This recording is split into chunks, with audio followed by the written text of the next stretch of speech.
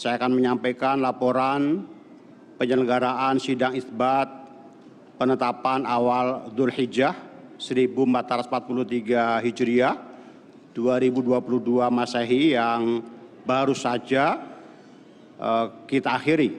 Pada kesempatan yang baik ini saya ingin menyampaikan hasil sidang isbat tersebut, sehingga secara mufakat bahwa 1 Dzulhijjah tahun 1443 Hijriah jatuh pada hari Jumat tanggal 1 Juli 2022 Masehi. Inilah sidang isbat yang baru saja kita laksanakan dan kita sepakati bersama, dan tentu kita berharap mudah-mudahan dengan hasil sidang isbat ini seluruh umat Islam Indonesia dapat merayakan Idul Adha secara bersama-sama. Demikian laporan sidang isbat, dan tentu kami sampaikan. Idul Adha itu dari kata id itu kembali banyak nikmat atau terulangnya nikmat-nikmat yang diberikan oleh Allah Subhanahu wa taala. Kemudian Al-Adha ini banyak yang mengatakan terkait dengan ibadah penyembelihan kurban, disebut Idul Adha atau Idul Kurban. Bismillahirrahmanirrahim. Jika dirasa bermanfaat, jangan lupa tekan tombol subscribe dan share agar bermanfaat ke banyak orang. Terima kasih. Saya cerita sedikit tentang sejarah Idul Adha. Dulu ada seorang malaikat yang menjelma sebagai manusia, dan beliau ini komunikasi dengan Nabi Ibrahim. Sebelum saya cerita jauh, saya katakan juga saya ingatkan lagi bahwa cara berpikir kita sebagai mukmin itu harus berpikir awal al-khilqah. Awal kita dijadikan oleh Allah Ta'ala, yaitu Nabi Adam materinya dari tanah, nyatanya bisa jadi Nabi Adam. Kita dari sperma, nyatanya bisa jadi manusia dengan konstruksi yang sempurna. Dengan cara seperti ini nanti bayangkan kekuasaan Allah yang tidak terbatas menjadi mudah. Saya teruskan, si malaikat tadi tanya ke Nabi Ibrahim, saya minta kambing kamu. Oh ya, silahkan. Asal kamu melantunkan kalimat tasbih, terus dibaca tasbih, indah sekali, merdu, terus bisa minta tambahan kambing, ya. Sampai beberapa kali. Demi Allah, ini baru kambing, baru hewan. Andaikan anak saya pun, kalau demi Allah saya kurbankan.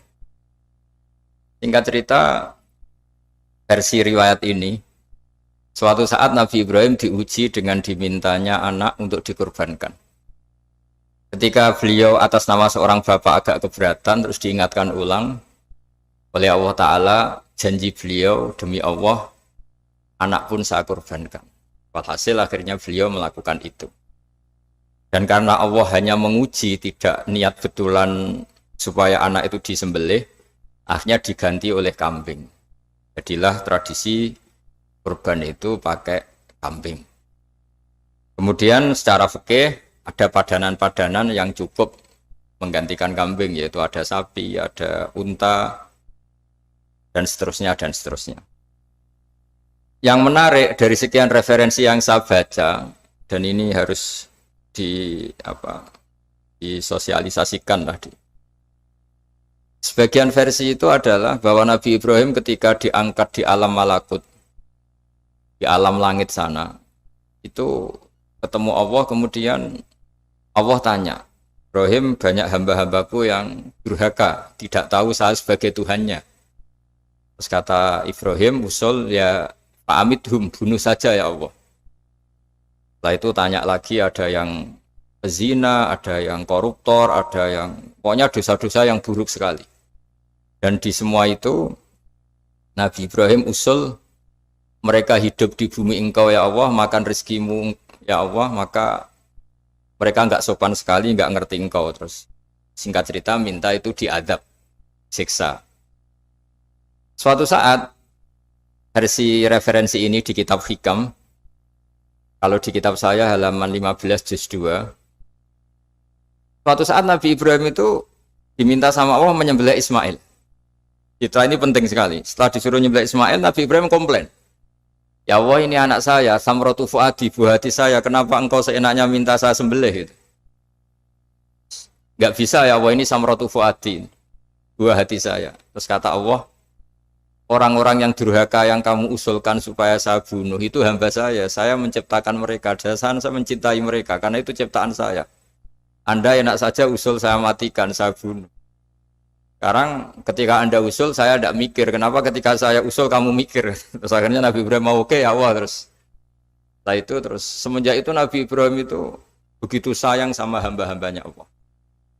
Sehingga dari cerita yang paling masyhur, ketika Abu Bakar As-Siddiq begitu lemah lembut sama hamba-hamba Allah yang lain, Nabi Muhammad mensepadankan dalam hal ini sama Nabi Ibrahim, hati kamu sehalus Ibrahim. Yaitu Nabi Ibrahim, beliau akhir-akhir punya komitmen, faman tabi'ani fa innahu minni wa man asani fa innaka ghafurur rahim. Ya Allah, orang yang ikut sunnahku maka jelas bagian dari saya. Dan yang sedang durhaka, wa man asani, saya harapkan fa innaka ghafurur rahim. Engkau Maha Pengampun, Maha Penyayang. Semenjak itu menjadi sunnatan muttaba'ah bahwa agama ini agama rahmatan lil alamin, bahwa melihat kemungkaran, melihat kebodohan, ketimpangan, itu komitmen kita ini membenahin, bukan menghabisin. Melihat kesalahan, komitmen kita ini in uridu illal islaha mastata'tu. Komitmen kita ini ingin lebih baik, bukan mengacaukan dunia ini. Semenjak itu terus syariat-syariat Islam disebut anit tabi millata Ibrahim Hanifa, bahwa kita mengikuti millahnya Ibrahim. Sebab itu kemudian setelah ini menjadi sunnatan muttaba'ah, bahkan banyak ulama yang berpendapat ketika Rasulullah SAW Mi'raj, itu dari sekian Nabi Ulul Azmi yang enggak ketemu itu Nabi Nuh. Nabi Nuh alaihissalam, padahal termasuk Nabi Ulul Azmi. Itu banyak yang menganalisis karena Nabi Nuh itu pernah berdoa, Rabbi la tadhar alal ardi minal kafirina dayaro. Nabi Nuh adalah Nabi yang pernah cara Jawa maksudno kaumnya, mendoakan buruk sama kaumnya, dan itu tidak manhaj, tidak metode yang Nabi Muhammad disuruh ikut metode itu, tapi Nabi disuruh ikut manhaj atau pola sosiologi, pola dakwah atau pola sosial yang harus mengikuti Nabi Ibrahim, anit tabi millata Ibrahim Hanifa. Nabi Ibrahim itu orang yang sangat lemah lembut, yang ngendikan faman tabi'ani fa innahu minni wa man asani fa innaka ghafurur rahim. Sebab itu teman-teman yang di Kanada, yang di mana-mana, kita ngikuti status ilmu hakikat. Di ilmu manusia, negara ini milik Kanada, milik Amerika, milik Eropa misalnya, atau milik mana sajalah. Tapi di status ilmu hakikat semua itu milik Allah.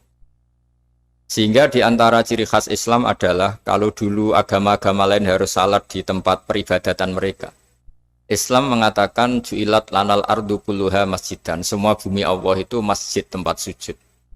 Sehingga orang Islam fa'enama adrokatu sholat, kamu kapan saja ketemu waktu sholat, ya sholat, semua bumi Allah itu tempat sujud.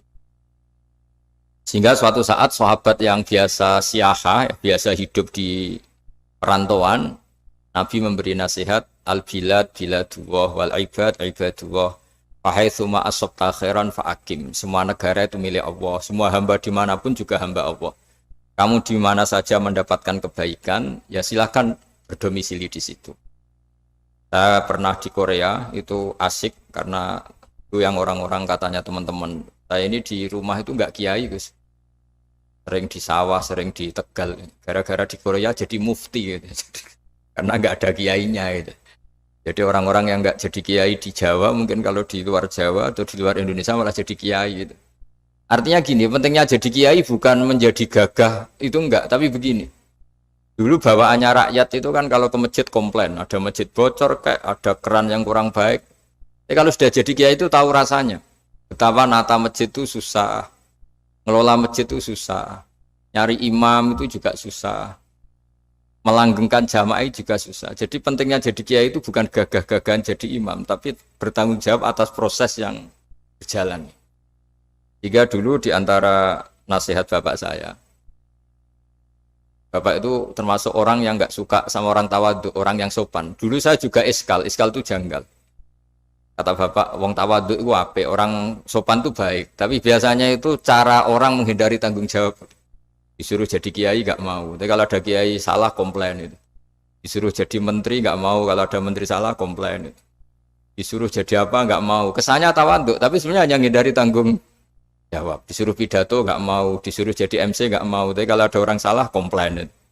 Jika kata Bapak tawadhu itu baik, asal tawadhu betul. Tapi kebanyakan nggak, tawadhu itu menghindari tanggung jawab sambil cari salahnya orang lain. Nah ini yang tawadhu yang akhirnya kurang baik.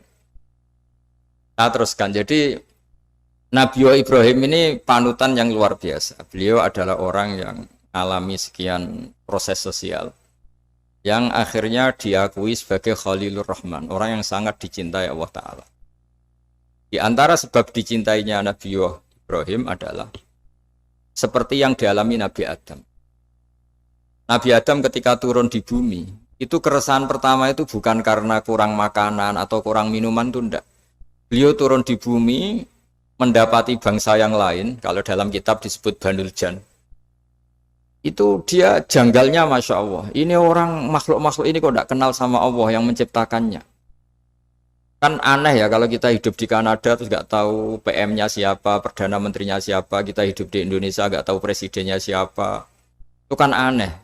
Kita hidup di kampung nggak ngerti lurahnya siapa aja aneh. Ini hidup di buminya Allah kok tidak tahu Allah itu siapa. Nggak pernah menyebut Allah. Padahal harusnya yang paling dikenal pertama itu ya zat yang menciptakan kita, menciptakan langit bumi dan sebagainya. Sehingga beliau itu gerutu itu komplain. Ya Allah ini enggak fair dunia ini, engkau yang menciptakan, engkau yang memberi rezeki, kemudian mereka tidak kenal engkau. Ini kata Nabi Adam alaihissalam. Barokahnya komplain itu, jadi komplain itu yang diridhoi Allah juga banyak. Akhirnya Allah meridhoi Nabi Adam, dosa-dosanya, salahnya itu diampuni. Ya ukuran seorang nabi beliau dianggap salah itu diampuni karena keresahan beliau itu takut Allah nggak dikenal.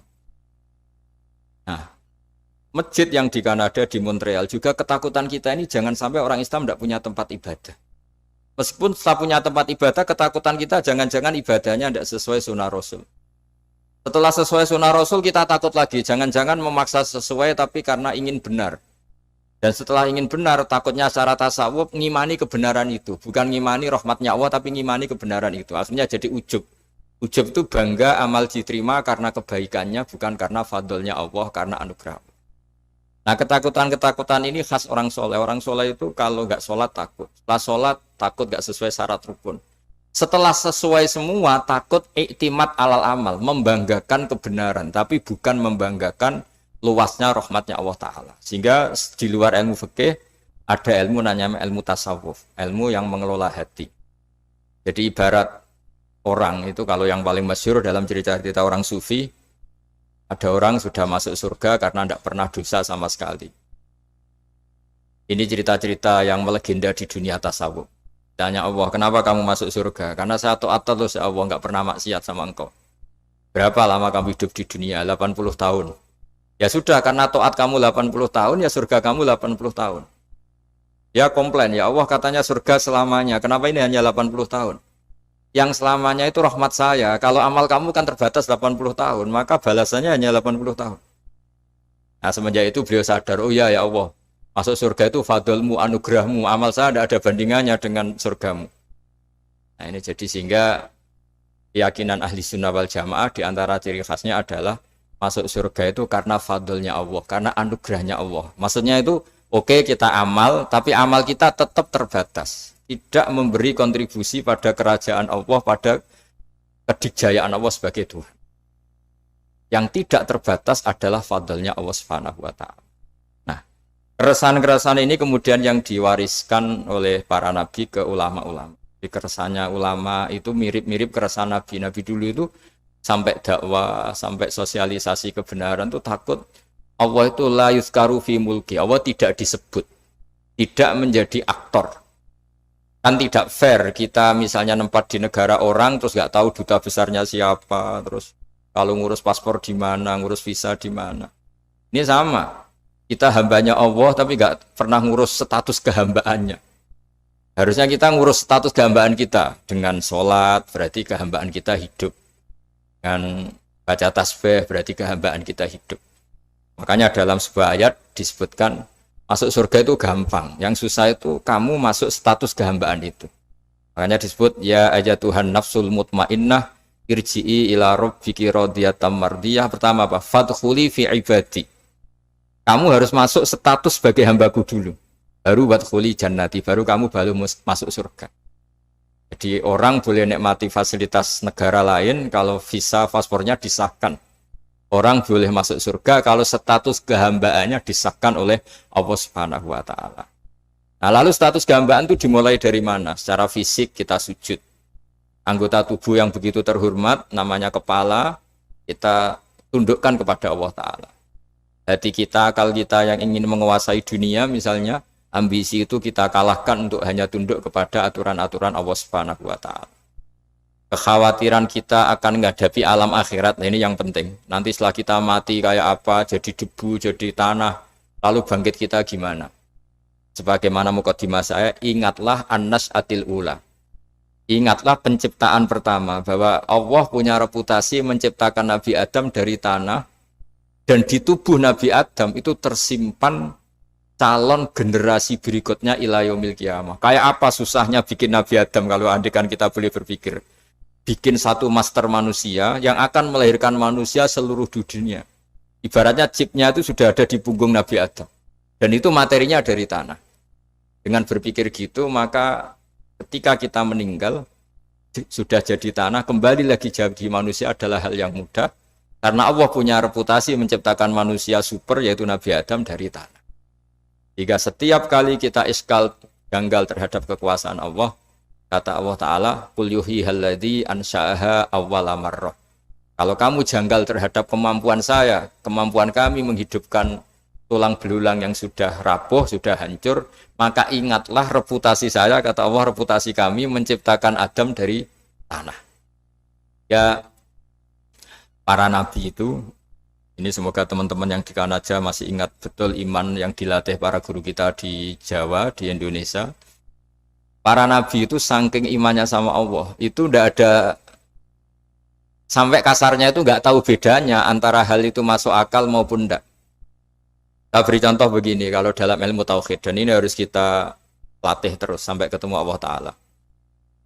Ketika telur jadi ayam, itu sebetulnya itu kita juga tidak ikut mampu bikin telur jadi ayam. Tapi berhubung sering terjadi, kita bilang telur jadi ayam itu mungkin. Mungkin itu ya mungkin sering terjadi. Padahal sering terjadi ini juga tidak yang jenis kita ikut berkontribusi. Lalu ketika sering terjadi ini kita bilang itu mungkin. Padahal saat kita bilang mungkin, juga hakikatnya kita tidak ikut menciptakan telur menjadi ayam. Lalu karena seringnya telur jadi ayam, kita bilang telur jadi ayam itu mungkin. Mungkin itu gak muhal. Begitu juga bebijian, nanti jadi pohon besar yang rindang, yang berbuah, kita katakan mungkin. Kenapa kita katakan mungkin? Karena itu sering terjadi. Toh kita pun tidak ikut menciptakan biji jadi pohon besar, telur jadi ayam. Artinya apa? Zaman sesuatu itu sering terjadi, kita pun sebetulnya tidak pernah ikut menciptakan. Hanya menyaksikan sering, terus kita bilang itu mungkin. Tapi kita tidak memberi kontribusi sama sekali. Semua itu karena kudrohnya Allah, kemampuan Allah. Lalu ketika ada orang yang bilang batu ini bisa melahirkan unta, kita bilang muhal, batu itu tidak mungkin melahirkan unta. Tapi kalau seorang nabi itu nggak tahu bedanya antara batu melahirkan unta dengan indukan unta melahirkan unta. Karena nabi-nabi itu makomnya sudah sangat tinggi. Ketika unta induk melahirkan unta juga tidak atas kemampuan unta induk. Unta induk tidak punya kemampuan menciptakan unta. Juga karena kudrohnya Allah Ta'ala. Sehingga kalau batu mengeluarkan unta juga mungkin kalau Allah menghendaki. Hingga ketika Nabi Soleh diminta kaumnya, apa bukti engkau Nabi? Tunjukkan ayat kalau engkau Nabi. Yang kamu minta apa? Seekor unta keluar dari batu besar ini. Nabi Soleh dengan entengnya berdoa sama Allah dan keluarlah unta keluar dari batu. Nah itu makom yang paling tinggi. Makom paling tinggi itu kita mendudukkan Allah sebagai zat yang tidak terbatas kudrohnya. Hingga para nabi itu terus punya mukjizat. Nah, mukjizat itu tuh mengingatkan ulang bahwa Allah itu tidak terbatas kemampuannya. Bagaimana unta keluar dari batu besar zaman Nabi Soleh, zaman Nabi Muhammad air keluar dari jemarinya Rasulullah SAW, Nabi Ibrahim dibakar tidak mempan, tetap sehat, tetap bugar. Karena semua ini sebagai bukti bahwa kudrahnya Allah tidak terbatas. Nah, iman-iman seperti ini harus kita jaga. Apapun rasionalitas kita, dan meskipun kita selalu rasional, tetap menyisakan iman bahwa kudrah Allah itu tidak terbatas. Sehingga ketika ada cerita kematian orang soleh itu ditangisi langit dan bumi, kita tidak usah iskal, tidak usah jangkal, masa bumi bisa menangis? Karena kita yang sekarang bisa nangis adalah materinya dari tanah, materinya dari bumi. Terus iman ini kita jaga sehingga kalau kita yasinan masih ingat Allah kalau mengingatkan kudrahnya yang tidak terbatas, manusia disuruh ingat qul yuhyihalladzi ansha'aha awwala marrah. Kamu harus ingat bahwa Allah itu yang menghidupkan kamu, menghidupkan semuanya ketika kamu belum menjadi seperti ini. Jadi intinya itu kita ingat meskipun telur itu lazim jadi ayam, tetap tidak karena kudrahnya ayam itu, tapi karena kudrahnya Allah. Indukan unta melahirkan anak unta juga bukan kemampuan indukan unta, karena ini juga makhluk yang lemah, tapi juga kemampuan Allah Subhanahu wa Ta'ala. Jika dengan demikian kita termasuk hamba Allah sesuai target yang diingatkan Allah. Falamma tabayyana lahu qala a'lamu annallaha ala kulli syai'in qadir. Hamba Allah yang baik adalah hamba ketika menyaksikan fenomena apapun, semua itu li ta'lamu annallaha ala kulli syai'in qadir wa annallaha qad ahata bi kulli syai'in ilma. Apapun di alam raya ini, semuanya itu bukti bahwa Allah ala kulli syai'in qadir, Allah kuasa dan Allah meliputi semua makhluknya dalam pandangannya, dalam pantauannya. Jadi saya mohon teman-teman yang di Montreal, yang di Kanada, juga di manapun harus ingat status hakikat bahwa al-bilad biladullah wal ibad ibadullah fahaitsuma asabta khairan fa'akim. Negara hakikatnya milik Allah, semua hamba juga milik Allah. Di mana saja kamu berada dan menemukan kebaikan, silahkan hidup di situ. Tentu dengan sosialisasi yang baik, baik dengan non-muslim maupun dengan muslim. Karena Allah mengajarkan wa qulu linnasi husna. Ajaran Islam adalah rahmatan lil alamin, rahmat bagi semua. Tentu tidak henti-hentinya kita menjelaskan kebenaran yang diinginkan oleh Allah Subhanahu wa Ta'ala. Saya kira demikian karena juga ini di sini sudah malam. Jadi saya mohon maaf mungkin tidak bisa ikuti tanya jawab karena di sini sudah malam, malah kita di habis takziah saya karena ya ada mas saya yang sudah sepuh sekali wafat, terus tadi barusan datang, jadi mohon maaf tidak mengikuti acara mulai pertama. Tapi saya mohon ayat-ayat Quran yang saya terangkan tadi bahwa untuk mensifati Allah kudrahnya tidak terbatas, ingatlah bahwa kita yang secerdas ini, yang sehebat ini, kita semua manusia yang cerdas begini, matanya bisa melihat, hatinya bisa merenung, otaknya bisa berpikir cerdas, itu dari materi tanah. Dan Allah mampu. Allah bisa bikin orang miliatan gini dari satu orang manusia namanya Nabi Adam. Kayak apa susahnya bikin konstruksi Nabi Adam kalau boleh dibahasakan. Dan itu Allah punya reputasi mampu. Dengan cara seperti itu kita akan gampang iman bahwa kita setelah meninggal dan menjadi tanah, ya sama seperti kita masih hidup. Zaman kita hidup ya tidak tahu cara kerja jantung kita, nafas kita, uratnya gimana, terus sistem tubuh. Meskipun ilmu medis ngerti mengurai itu, tapi tetap saja hanya ngerti, tidak menciptakan. Yang menggerakkan jantung, organ tubuh kita tetap Allah Subhanahu wa Ta'ala. Dia yang Al-Fa'idul Mukhtar, dia yang semuanya mengendalikan kita. Artinya zaman kita hidup pun sebenarnya kita yang tidak mengendalikan kita. Nafas kita ya dalam kendali Allah, ikhtiar kita dalam kendali Allah. Sama setelah kita mati juga dalam kendali Allah. Ya guru-guru kita semuanya melatih inna sholati wa nusuki wa mahyaya wa mamati lillahi rabbil alamin. Hakikat ibadah kita, hakikat hidup kita, hakikat mati kita, semuanya tidak dalam kendali kita. Semua itu dalam kendali Allah Ta'ala. Dengan demikian terus kita insya Allah ingin jadi hambanya dulu. Baru setelah jadi hambanya, baru sah menjadi ahli penghuni surganya. Wadkhuli fi ibadi, baru wadkhuli jannati. Masuklah berstatus sebagai hambaku, baru engkau kalian semua layak menjadi penghuni surgaku. Mohon maaf atas semua kesalahan. Billahi taufik. Wassalamualaikum warahmatullahi wabarakatuh.